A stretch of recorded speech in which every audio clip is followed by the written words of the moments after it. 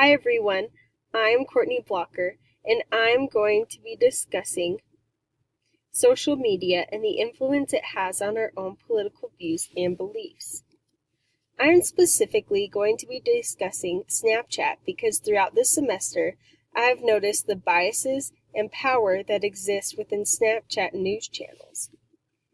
These are some of the more popular news channels that exist on Snapchat.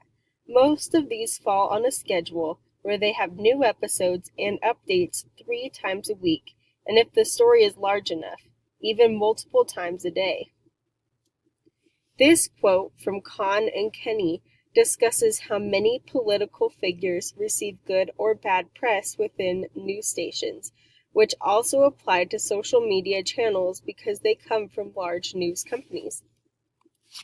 This quote discusses the impact that media had in the 2000 election and its influence it had on society's perception of the presidential candidates. In reality, both quotes show that money, power, or even just the company's own political views can have a large influence on major societal perceptions. Some daily examples of what we see on Snapchat goes as shows. Over here, we see a large picture of Trump and Clinton, even though both of their faces are in it, which may make us believe it is unbiased.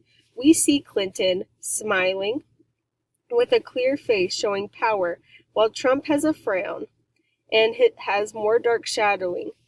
In the corner over here, we also see the quote, "Clinton is making history," which has a positive connotation.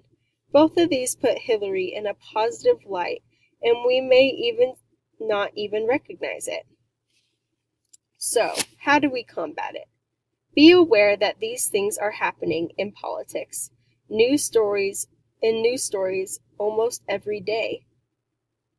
Take time away from social media and keep our actions aligned with our beliefs so we are not being pulled away from what we think is right without us recognizing that the pulling is occurring.